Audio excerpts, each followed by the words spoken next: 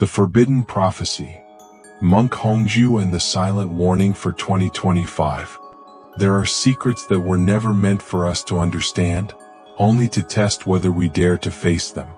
Tonight, you hear that echo, soft as a black feather falling at the exact moment the sky forgets its own birds. You could walk away, but you don't. Instead, you're holding a candle before a scroll no larger than your palm, yet said to contain the entire flow of human history. This is the Forbidden Prophecy. The voice inside it belongs to a Tang-dynasty monk, Hongju. And one single line whispers about the year 2025. More than 1,000 years ago, when the Tang dynasty glowed like molten gold, there lived a monk unlike any other. Hongju dwelled in a hidden mountain temple, walking barefoot across hallways where even high officials feared to breathe. People said his eyes were like a lake before the storm, so calm it made others uneasy. He sought no power, preached no doctrine, and accepted no praise. He sought only absolute stillness. And in the silence between two heartbeats, images began to appear. Not dreams, not hallucinations, but fragments of time, dynasties unborn, fires unlit, maps unwritten. One autumn morning, Crown Prince Li Longji, the future Emperor Xuanzong, visited the temple. Everyone expected a grand ceremony, but Hongju stepped forward and struck the prince across the face with a wooden staff. The entire court froze, and Hongju simply said, "Cast aside your pride, before it collapses a dynasty." Years later, when Li Longji became emperor, he didn't punish the monk.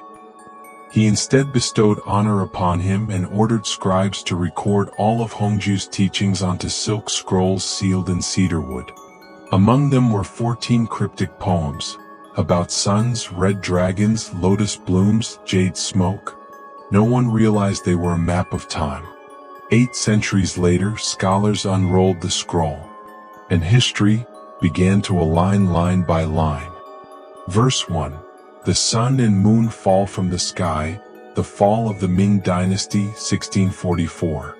Verse 2. 61 autumns of the radiant child, Emperor Kangshi's exact 61-year reign. Verses 3 to 4. The lotus blooms on jade, then withers the rise and decline under Qianlong. Verse 5.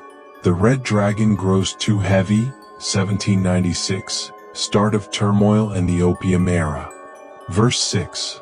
Smoke rises on the Jade Sea, Opium War 1839. Verses 7 to 12. Railways, Japanese invasion, Revolution of 1949, all matched. By Prophecy 12, no one dared call it coincidence. Prophecy 13 reads, The rat drags the widow's mourning cloth across the world. Markets fall silent. The bells forget their own names. The year 2020, year of the rat. Masks covered the world. Markets fell silent. Church bells, temple bells, stopped ringing. Scholars looked at one another and understood. Only one prophecy remains. The final verse contains only 3 lines. When the snake coils once more, the compass will tilt. A southern wind rises from the west, and every river returns to its source. The next year of the snake, 2025. Since then, 3 interpretations have emerged. 1. Geopolitical interpretation. A southern wind from the west equals a shift in global power toward the southern nations. 2. Spiritual interpretation. Snake equals Kundalini awakening. Rivers returning home equals humanity returning to balance. 3. Pessimistic interpretation.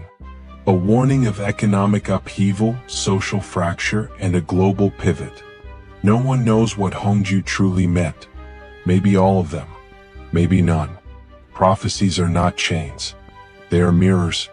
A fearful mind sees apocalypse. An arrogant mind sees a joke.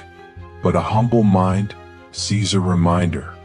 Hongju never said 2025 is an ending. He said only, the compass will tilt and we decide in which direction. The scroll has spoken its part. The rest lies in our hands. If these 1,000-year-old lines stir something in you, let them speak. Because sometimes we are the final line of the prophecy.